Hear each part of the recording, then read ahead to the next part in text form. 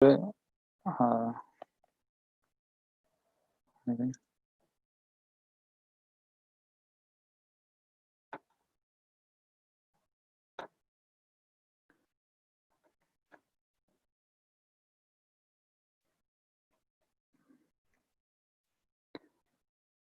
Assalamu alaikum, everyone. We will continue from our topic, causes and effects. In the previous weeks, we talked about causes and effects and how Allah is the doer of everything, in everything we see. And in last week, we talked about our actions, even our actions. Allah controls, and Allah is the doer of our actions, and the things we think we do, our speaking and even eating and nurturing our body, is the act of Allah, and we should give thanks to Him. We should not be proud of our actions, our successes, but they also are Allah's actions.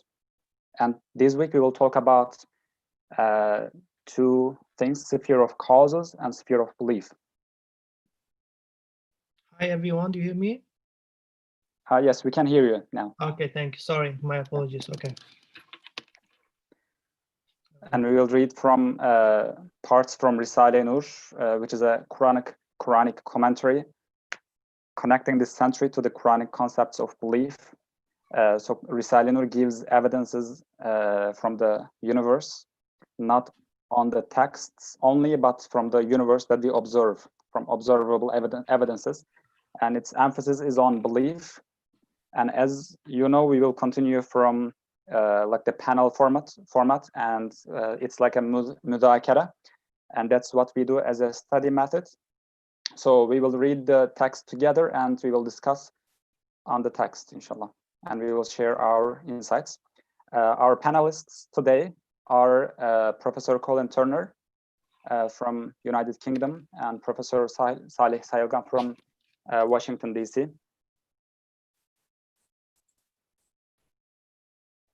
And today we will focus on this world being the sphere of causes, and the next world being the sphere of belief. And we should not mix those two concepts. And we should not mix the concepts with the concepts of tawakkul and recourse to causes. We should have recourse to causes, but yet we should have tawakkul on Allah as well. So we will talk about those topics. First, we have 3 paragraphs from the book Signs of Miraculousness that shows the miraculousness of Quran from the word order point of view. And today we will focus on the word deen.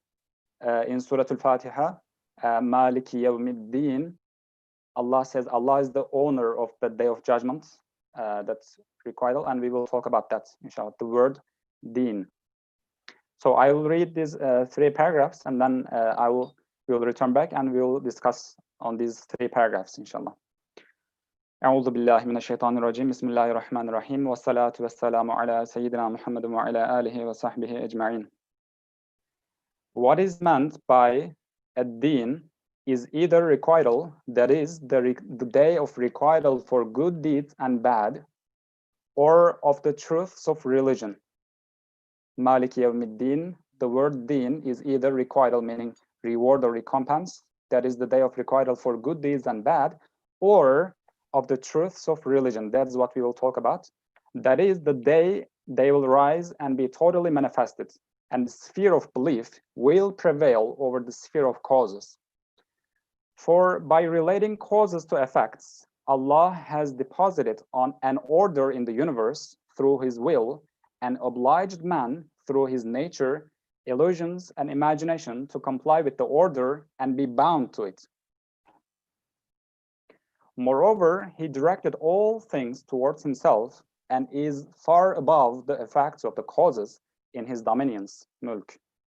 He charged man in belief and faith to comply with this sphere with his conscience and his spirit, and be bound to it. For in this world, the sphere of causes predominates over the sphere of belief, while in the next world, the truths of belief will be manifested as supreme over the sphere of causes. Know too that each of the 2 spheres has its appointed position and particular rules, so each should be given its due. Thus, the person who looks from the position of the causal world with his nature, delusions, and imagination, and the criteria of causes towards the sphere of belief is forced to be mutazilite, while a person who looks from the position of belief and its criteria with his spirit and conscience towards the sphere of causes will end up displaying a lazy sort of trust and obstinate opposition to the will of the orderer. Inshallah, these three paragraphs, we will focus on the concepts of sphere of belief and sphere of causes. And in this paragraph, we see that Bediüz Zaman talks about sphere of belief prevailing over the sphere of causes. So, Professor Salih Saygan, what do you think about these concepts, sphere of belief and sphere of causes? Here as an introduction. All right, assalamu alaikum everyone. Thank you for having me. It's really delighted to see you virtually, and I'm really pleased to be on the same panel with Dr. Colin Turner, whom I know him from Turkey. So what is basically, and again, first I think just in order for us to understand these two concepts that is brought up in the Risale, is to think of the problem. Really, what is the question? What is the problem behind of speaking of two different realms, right? So this is, I will focus a little bit on the problem, and then one thing is basically, again, just literally the sphere of the causes. It seems that the reference is often this world, the dunya, right? And then the sphere of belief, the sphere, the world in which that everything would be revealed fully would be al-akhirah, the world yet to come, right?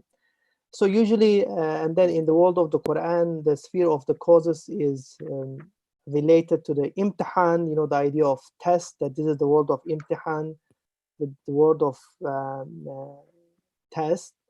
And then, then eventually everything would be revealed fully in the world, in the akhirah. So the idea is that it seems, again, my understanding, that not everything is revealed fully in this world, that still our sight is very limited. Not everything is revealed explicitly. We don't see Allah subhanahu wa ta'ala's manifestation, the revelation of his names fully. So in this sense, this world is the world of veil, basically. Yes, still it doesn't, still we can say, well, Allah subhanahu wa ta'ala is basically behind of everything, right? Because still this is both realms, right? The sphere of the causes, right? The realm of the causes, this dunya and akhirah, they belong to Allah subhanahu wa ta'ala. In a way, both are the manifestations of his names. But in this world, there is a veil, that, and often, and what is the question is, somehow it seems that people and the believer are often distracted by the veil, so they may not see basically the one who is behind of the veil. And this is actually, I would say, in a way, the project of the Risale Nur, basically to help people not to be distracted, not to be attached to the asbab, to the causes, and to see the musabbab al-asbab, the one who is behind of all the causes. Is it enough for introduction? I don't know, moderator, just direct us, so I don't want to hijack the entire time, all right? Yeah. The comparison between, this world being the sphere of a realm of causes, you said, right, as a test. And one of the wisdom is that it's a test, but in the next world, we will see the sphere of belief. So Dr. Colin Turner, do you have any comments on this, like this world being the sphere of causes and how we should understand it, and the next world, sphere of belief, what should we understand from that? Assalamu alaikum. Thank you for having me. I'm very pleased to be here and to see my old friend Saleh. Very nice to see him and everyone else. This partition of the world and human experience into two spheres, I'm not sure whether we have to see it in terms of a partition between this world, that is the here and now, and the next world, the hereafter, because that seems to suggest that it's a horizontal partition. You know, by horizontal, I mean where one sphere follows the other temporally, in the sense of time. One succeeds the other. Ustad says that Yawm ad-Din signifies that time in the future, as you mentioned, when the veils of causality, which are placed on the hand of the divine, will be lifted. And at the moment, we live in a causal world, a causal nexus. We live in a world where there appears to be a rigid system of cause and effect in place, where effects are attributed to causes in a horizontal linear series, you know, A creates B, B creates C, C creates D, and so on. As we understand, this causal system is an inherent part of this world because we are time-bound and we live in a world that's characterized by multiplicity. We are finite, we are limited, and so on. So causality is a veil that's there in order to make the discovery of truth something that requires effort, actually. It is daire imtihan as well as being daire asbab. So causality is a veil, but it's a veil that is capable of being recognized for what it is, a veil. And it's capable of being cast aside conceptually in order to reveal the one who is veiled. And this is our imtihan, actually. This is our test. Our test is to see beyond the externals, to see beyond the veil, and to expose the world as it really is, namely as a gallery, if you like, a collection of signs which point to the creator. This test has to be hard enough to deter everyone apart from the most persistent, but not so hard that it's impossible. So the sphere of causes, daire asbab, is the sphere in which creation and manipulation of things is attributed to the things themselves. What does that mean? It means that we are able to, in this daire, to attribute things to nature, to forces, to the elements, all of which are traceable back to some point in the distant past, if you want, the Big Bang or some other such starting point, the source of which is still not known according to the scientists. What I'm trying to say is this daire, this daire imtihan or daire asbab, is the place where we have to tear away the veils conceptually. So the sphere of causes is the sphere in which it is possible to ascribe things, and when I say possible, I mean mistakenly, erroneously, to their unrightful owner. This is the sphere where unbelief is possible. Unbelief has to be a possibility, of course, because without it, belief is meaningless. So, in a sense, the misidentification of causes as things which actually have power is there because this is the realm of examination. And the examination is, how do we identify the true owner of creation? The sphere of belief, on the other hand, which is daire etiqad, is the sphere in which all things are attributed to the one true cause. We see cause and effect horizontally. We see cause, effect in a linear way. It's horizontal, with one cause and with all other beings except Allah being effects. In actual fact, there is one cause and everything else is an effect. Causal power is true only of the cause of causes. And Saleh mentioned Musabebul Asbab, which is one of Allah's names. Causal power is true only of the causer of causes. In other words, there is only one agent, one fa'il in creation, and that is the creator. My question here is, aren't these two spheres present together? Rather than think of them as one sphere succeeding another, is it not true that daire etiqad is what exists behind the veil, even as we speak? That's Even my in this question. world. That's my question, yes. Yeah. Even in this world, you said, even both even in this world, even in this world. The passage says that the creator has related causes to effects. Now, we operate in accordance with the causal relations that we imagine exists between things, but that relationship is an illusion. It's a necessary fiction. Those who believe in causality, they believe what they see. Excuse me. They're unable or unwilling to see beyond the veil and to understand the truths which lie behind the externals. And we can see that in modernity, the sphere of causes is the realm of modern science. Excuse me, which sees all things in terms of meaningless matter and mindless causality. But the sphere of belief is very much present, but it is hidden from us. It's the sphere in which the truths lying behind this veil are realized, where the true owner and the true cause of all things is acknowledged. And the sphere is known as the sphere of belief for that very reason. Direct i'tiqad. It is something that invokes i'tiqad. Now they say, don't judge a book by its cover. If we look at the world, we see that the cover of the book is the causal world, the causal nexus. But the book shouldn't be judged by how it appears on the surface. If we push back the veils conceptually in our minds, we can actually conceive of or perceive direct i'tiqad behind the veil. We don't have to wait for the next world. We can conceive of it and perhaps perceive it even to a certain extent in this world. And some we know, the great saints and the people of truth, as Ustad Nursi calls them, are able actually to access direct i'tiqad while in this life. So I think that is my question. I don't know whether what I'm saying is actually correct or not. I'd like your opinions on this. Are these two spheres successive spheres? Does one come after the other?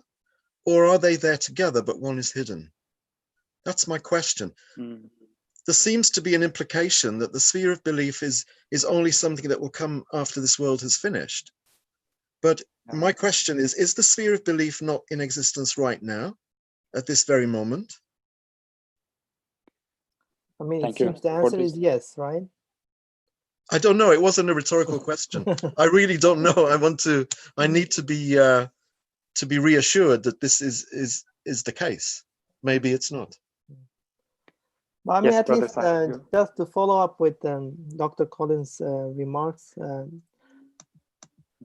I mean, it seems that basically it is the story of a mu'min, a believer, is basically in a way a struggle to explore what is behind of the veil, not to be attached to the asbab, right? Again, not to be distracted by the asbab, and constantly struggle to explore to what is, to engage with what is, or to be mindful of what is behind of the veil. Because and then the other thing is, again, Dr. Turner mentioned that if given our context, our education, the education that we had at at the schools, university, in many ways disregard what is behind of the veil. Basically, the departure point is often the veil itself. What you see, and empirical evidence, what you experience, and again with the idea of the realm beyond this sphere, this world, is a way that is a duty or task of a mu'min to explore constantly. And then the one question that we can raise really, and how, right? Given that, again, we our mindset, our education, our context is in a way constantly put emphasis on this realm, right? On the veil itself. Then how can what are the tools for us to basically go beyond this world and explore basically what is behind of the veil?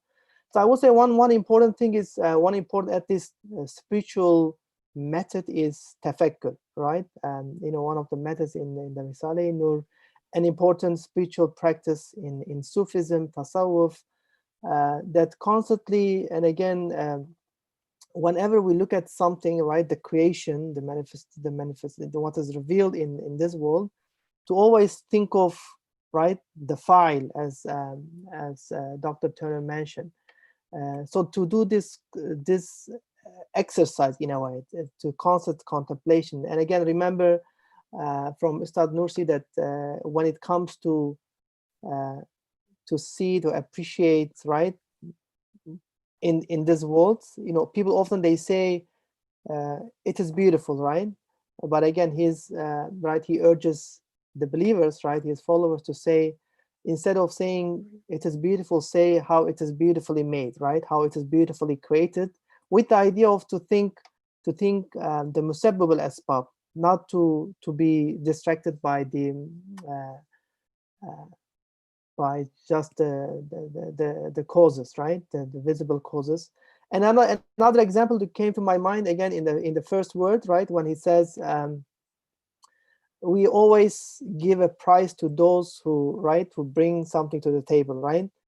But what is important also, what is the price that you give to those, you know, basically the how do you say, the main source, right? So in this sense, to shukr, right, to contemplate, to do tafakkur, to always think. So the idea is that really to go behind, to think of what is behind of the veil, to think of the musabbab asbab constantly. So I mean, I would say generally, just the Risale Nur project is about to explore behind of the veil, not to be distracted by the veil, but rather to think of the musabbab al-asbab. And it is, and one of the methods again is to do through tafakkur. Yeah, thank you. As you said, from one aspect, it's actually our responsibility to see the door behind the veil. So look at it from the sphere of belief and see that, you know, in the sphere of causes, the real door is Allah. I mean, as our responsibility. And I also liked, you know, Professor Colin Turner's comment on, you know, in this world, belief and unbelief is possible. And from that aspect, in the next world, it's going to be impossible to be an unbeliever, right? Even the question here, we say Maliki Yawmiddin, Allah is the owner of Day of Judgment, but is he not the owner of everything?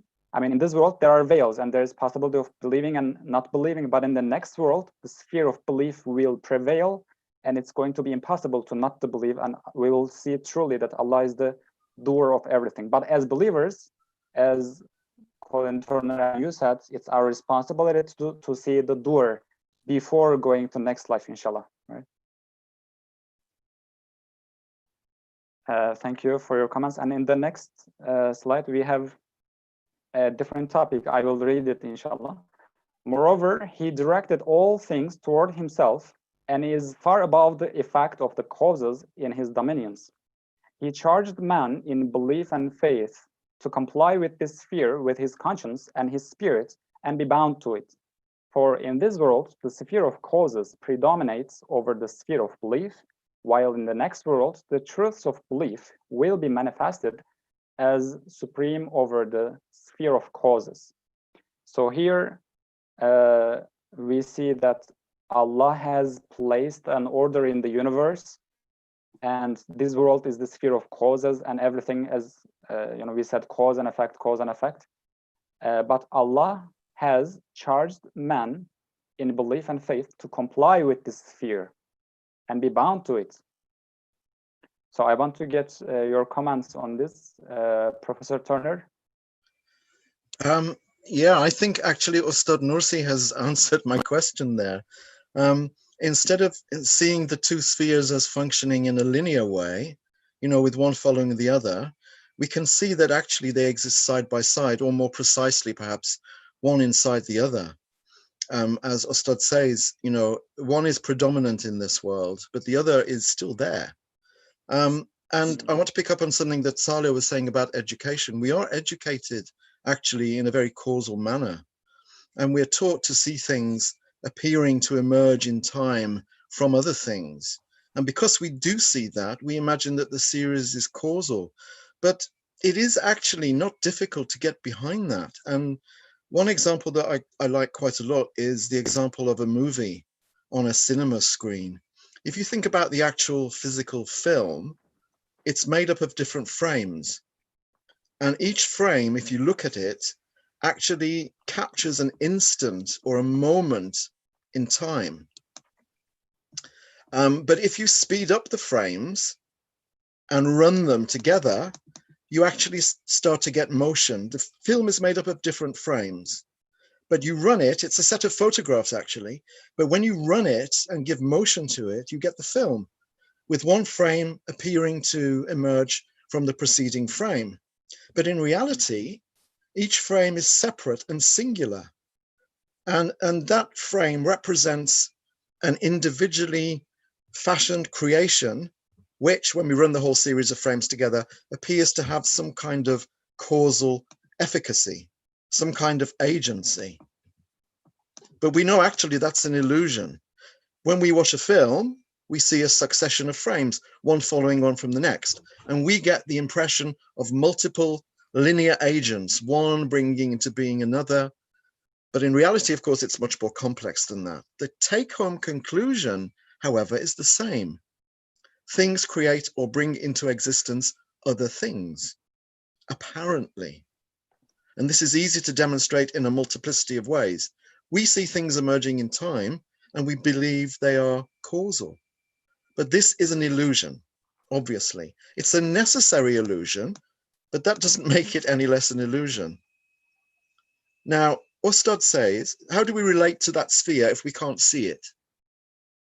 It's here, but it's not predominant. So Ustad says that God has directed all things towards himself, which I personally understand to mean that things themselves are absolutely amenable to an acausal reading of the creation.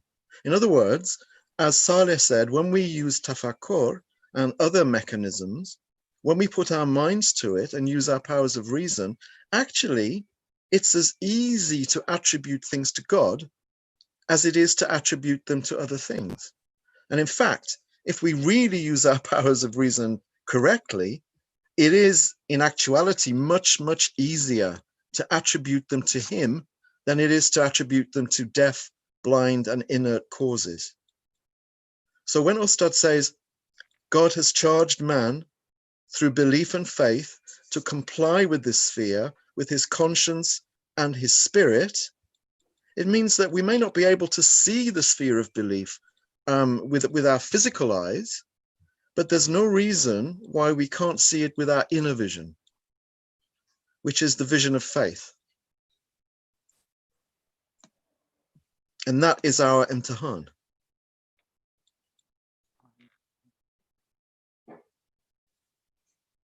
Yes, thank you, Professor Turner. Like, we are charged. Also, Professor Saleh, what do you think about this? We are both charged to see the sphere of belief and sphere of causes. Right? I read here that in this world, the sphere of causes predominates over the sphere of belief, and in the next world, the reverse. And Allah charged us to comply with this sphere. Any comments on this? Yeah, I mean, I think one of the, just a follow-up to Colin Hoja's remarks that, you know, I mean, one of the terms that, I mean, interesting Ustad uses is Shari'at al-Kawniyya, basically. So we, you know, there is Sharia that, you know, related to jurisprudence, right? You know, ibadat, how you act. But also apparently Allah subhanahu wa ta'ala has also Sharia al-Kawniyya, basically the way he rules the world, right? The creation.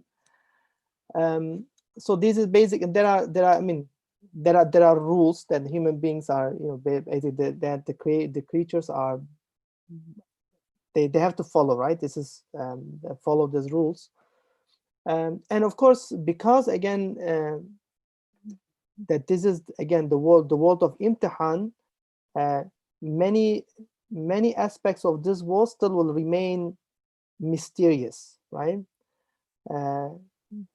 Or the believers, they continue to have questions because not everything is fully revealed in this world, right? In the world of imtihan. That's why it says imtihan, right? You don't, I mean, you don't reveal everything. Just if you think of the imtihan in the literal sense, the test, right? There is some mystery around it. But also, so there's basically the responsibility of, you know, again, the believers to explore, right? To be able, you know, I mean, within kind of the boundary of Allah subhanahu wa ta'ala, within within the boundary of His law, to explore as much as they can, to understand Him, to be mindful of Him. And in this sense, I would say, for example, the Quran and the Sunnah are aids for us to understand basically, right, the world of belief, because again, in a way, they are aid to think, to be mindful, and to explore more. But we still see exceptions when it comes to the world of causes. I would say one example would be to think of the kind of the miracles of the prophets. So yes, people that often they are attached to, again, they somehow, it seems that the fact that the Quran often refers to think of, the Quran often points to what is beyond of the asbab, right? To think of musabbab al-asbab means that it seems that it is part of. People, they are often distracted. They might be, they may forget, right? They may forget their responsibility, the musabbab al-asbab, and that's why you see the examples in the Quran, in a way, dismantling their people's detachment. So just one example, think of the story of Abraham alayhi salam, right? He was thrown into the fire. Again, technically, if you think of the law of the universe, the fire is supposed to burn him, right? We know that he survived the fire. In a way, we see the examples where Allah subhanahu wa ta'ala reveals, at this, give clues to people to understand. We know the story of Maryam alayhi salam, right? Think of the story of Jesus, Isa alayhi salam, the way he was born. He born without a direct, in a way, we can see. I don't know if what Colin Hoja would think about this. In a way, these are the samples from the world of belief, because we see that, in a way, Allah subhanahu wa ta'ala directly, we can say, intervenes, right? With the mu'jizat, with the miracles. Think of the story of, Jesus was born without father, right? Again, an example. Think of the story of Musa alayhi salam, right? The split of the Red Sea. Another example that we see, in a way, the direct intervention. It seems that people, they, often they forget the musabbab al-asbab, and then in some examples, again, in the example of the mu'jizat, we see that, in a way, Allah subhanahu wa ta'ala directly intervenes, just to remind them, that, well, it is Allah subhanahu wa ta'ala who is behind of all the causes. Inshallah. Thank you. Great example to give miracles. When we've been talking about Allah is actually the real doer. Fire does not burn, but it's Allah who burns. And the example of film, movies from Professor Turner is a great example to that. And when we see those miracles, actually, we should not be surprised, right? The fire not burning and Jesus, Isa alayhi salam, being born without a father. It is actually, when we see that, we should not be surprised, because Allah is the doer behind it. And we should be surprised to see, fire burning and the people, being born with every day, like with mother and father. There's an order in the universe. And Allah also shows another surprising fact behind it. And also Isa alayhi salam, like as you said, Jesus, he showed many miracles. And it is mentioned in that, he shows the name, Allah's name Qadir, right? He's all powerful, and Allah's name Qadir will be manifested in the next world as well. And Isa alayhi salam, Jesus, was manifested even in this world before going to the next world. And here we have different aspects from the topic. I will inshallah read this paragraph, and this is also quite, from different aspects. Know too that each of the two spheres has its appointed position and particular rules, so each should be given its due. Thus, the person who looks from the position of the causal world, actually the first sentence, we can actually focus on the first sentence, and the following is two examples from two schools, wrong schools. Thus, the person who looks from the position of the causal world with his nature, delusions, and imagination, and the criteria of causes towards the sphere of belief is forced to be Mu'tazilite, while a person who looks from the position of belief and its criteria with his spirit and conscience towards the sphere of causes will end up displaying a lazy sort of trust and obstinate opposition to the will of the orderer. So now I want to ask Professor Turner about the first sentence. Each of the two spheres of causes and belief, has its appointed positions, and we have certain duties, certain responsibilities in both of them. And we give the example of Mu'tazilite, and in the translation it says like Mu'tazilite, they attribute effects to causes. They are looking from the position of causal world towards the sphere of belief, and they attribute effects to causes. Yes, Professor Turner, any comments on this? Before I comment on that, I'd just like to go back to the example that was made by invoking miracles. I mean, miracles are a good example of acausality.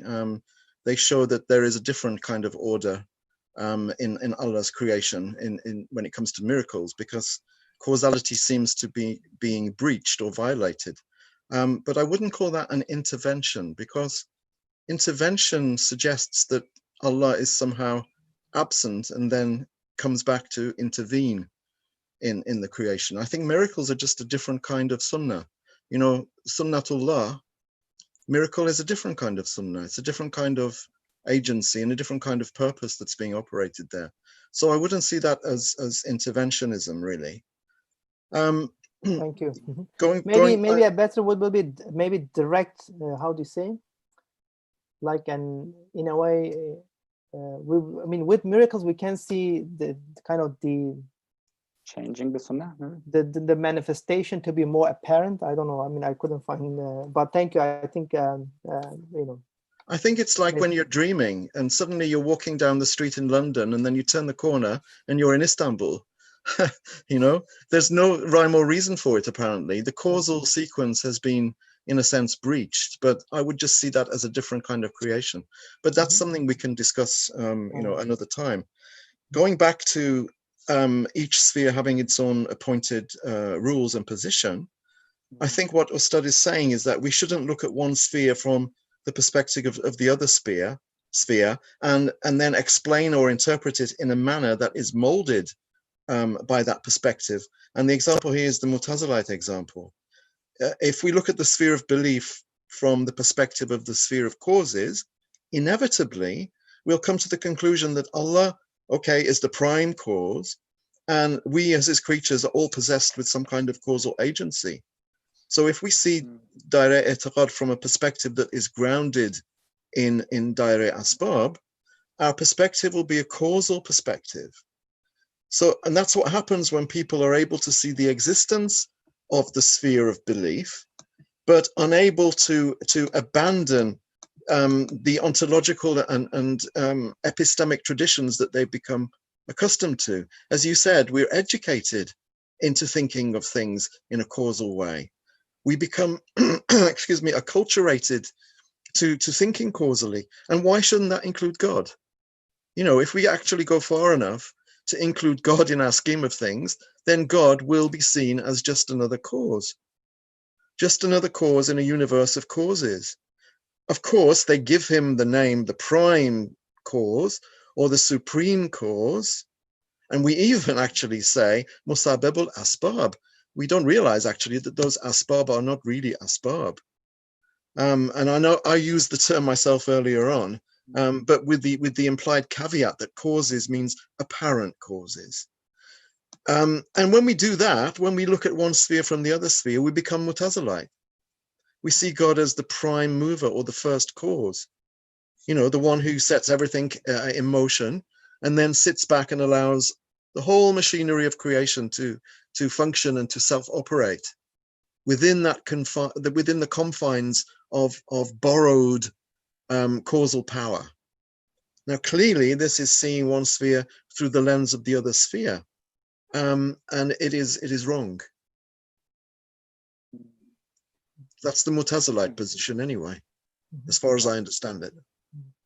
And Thank you. one, just again, a follow-up to Colin Hoja's, what Colin Hoja said, is I mean, just in this context of kind of this discussion between different schools of theology, the interest, I mean, what is remarkable also, that, you know, Ustad does not deny the asbab, right? I mean, or de-emphasize the asbab. Basically, asbabs in themselves,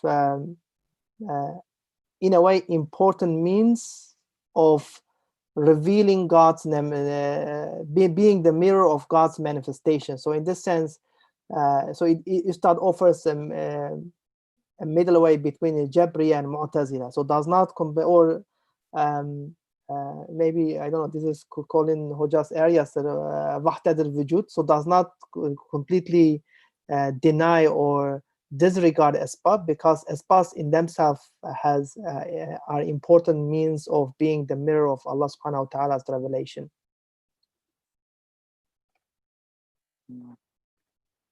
Thank you. You know, these are this paragraph is also like really important, like giving the example from Mu'tazilite. In this causal world, attributes effects to causes. And from the Jabriya point of view, like in the second paragraph, I will read this sentence, inshallah, and we have a question on this. While a person who looks from the position of belief and its criteria with his spirit and conscience towards the sphere of causes will end up displaying a lazy sort of trust and obstinate opposition to the will of the orderer. And Professor Turner, if you, there is one question about this. Go How modern, you can also see on the chat. No, it's, I think, sent to me. How modern Muslims' standing point more lean towards to Jabriya? Modern Muslims' standing point more lean towards Jabriya. Why? What are the consequences of this standing point? Well, the consequences are, this is the other possibility, isn't it? The other possibility is that we see the sphere of causes through the lens of the sphere of belief. And one example is what happens when we disavow causality altogether. We say that causality doesn't exist, and we disregard causality. In other words, we know that God is the actual cause, and we know that every effect is created by him separately and individually. Now, this can lead to a kind of arrogant complacency, whereby we ignore the wisdom behind the creation of a system that is apparently causal in nature. We know that causes don't create anything, but we cannot deny that there is a system of apparent causality in place, and it's there for a reason. Now, we've all heard the tradition which says, trust in Allah, but tie up your camel or your horse, or your car. You could say, trust in God, but lock the door of your house at night, for example. Now, from the perspective of Daireh I'tiqad, we know that Allah creates each instant, each thing, each atom directly, separately, and individually, and that he's got control over all things. So in theory, tying my camel or my horse to the tree is not going to stop it from wandering off, because as we know, causes have no effect.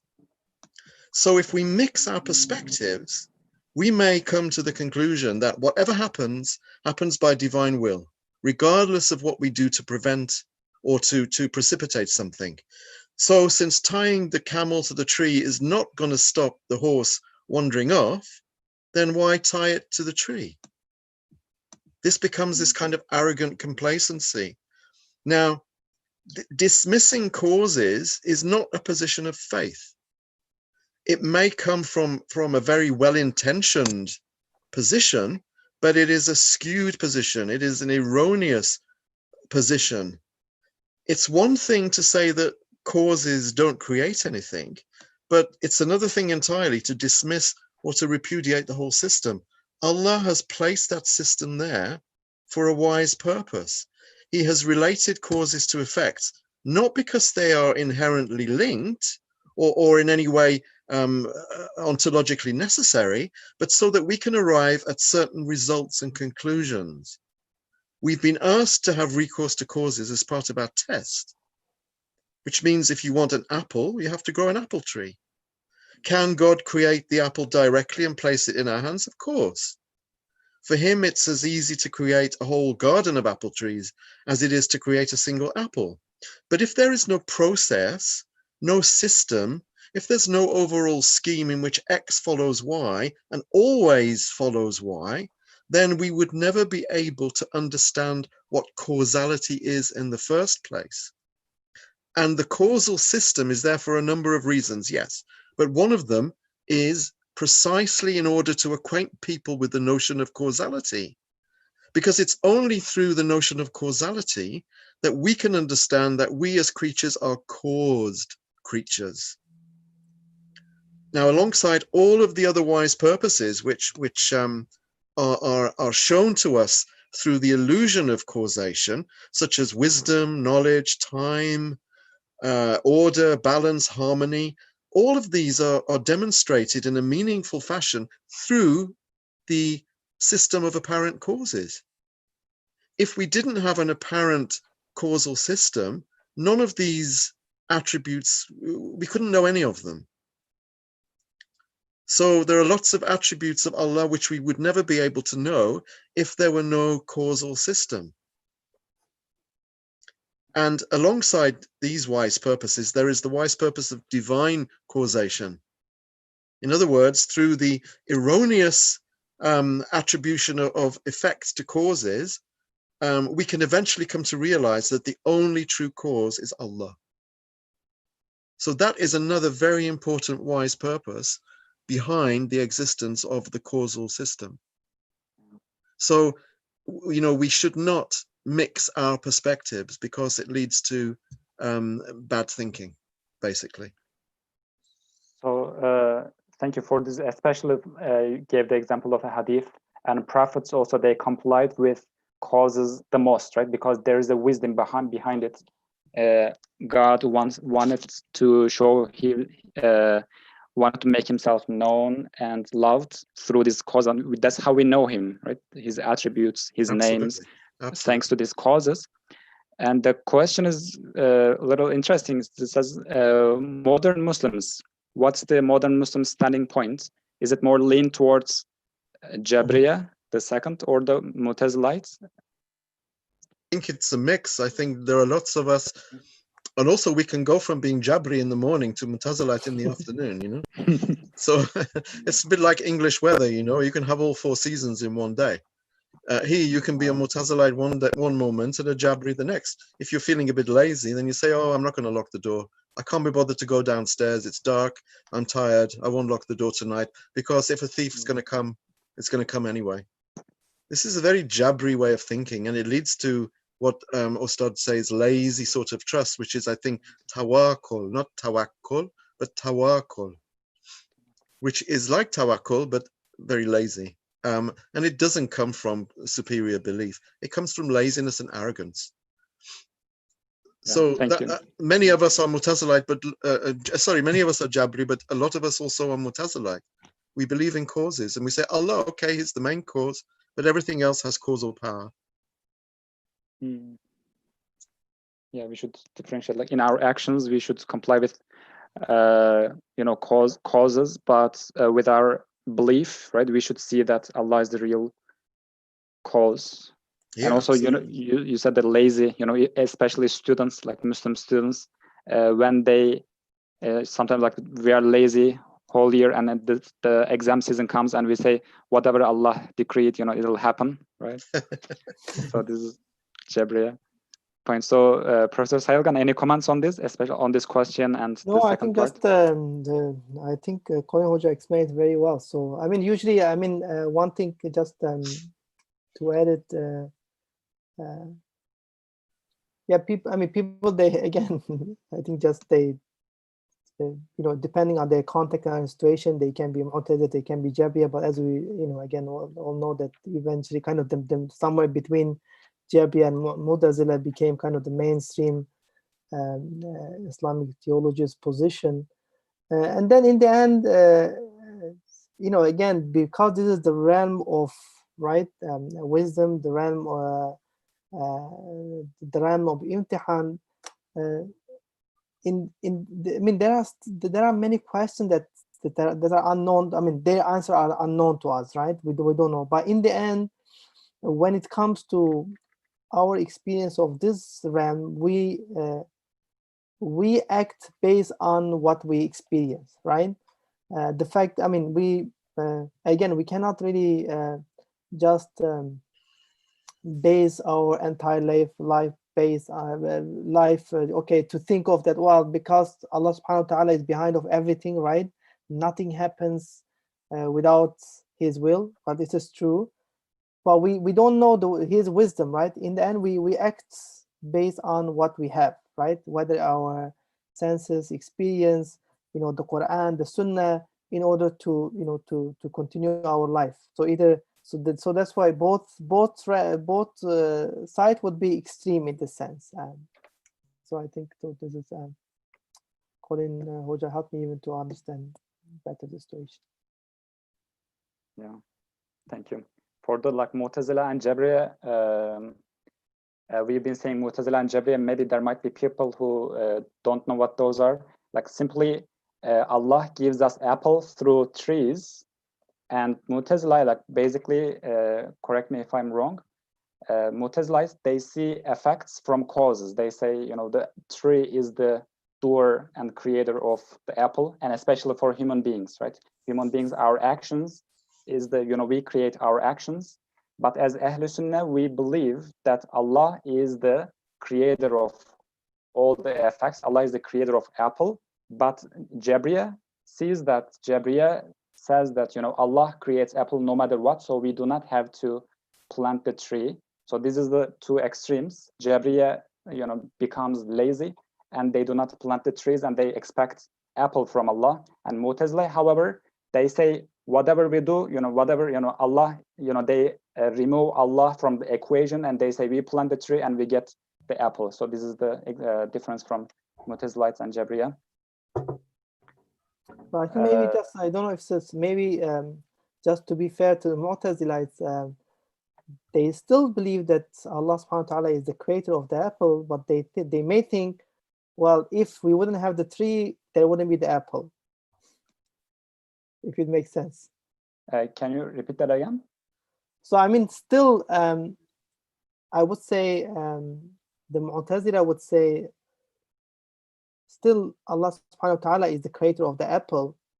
But one thing they would say, if we wouldn't have the tree, we wouldn't have the apple. Especially, I think they focus on human actions, especially, right? I mean, as you said, I mean, this is like extremes, Mu'tazilite and Jabriya. Thank you. Two extreme poles, yes. Mm-hmm. I want to make an announcement for, we've been doing our webinar 2 p.m. Eastern time, Eastern USA time. Next week, we will start 2 hours earlier and we will start from 12 in Eastern time, and that's 7 p.m. about Turkish time. So we will start 2 hours earlier next week, inshallah, from next week. And you can always ask your questions to me or to the producer, inshallah. And Professor Turner, can you make dua before we finish, inshallah? Yeah, inshallah. Subhanaka la ilma lana illa ma 'allamtana innaka antal alimul hakim. Glory be to you. We have no knowledge except what you have taught us. Verily, it is you, excuse me, the all-knower, the all-wise. May you give us, Ya Allah, the enthusiasm and ability to see the world as it really is and not as we imagine it to be. May you give us the patience to see our own faults and the generosity of heart not to see the faults of others. And may we all grow together in knowledge, love, and worship of you, Ya Arhamar Rahimin.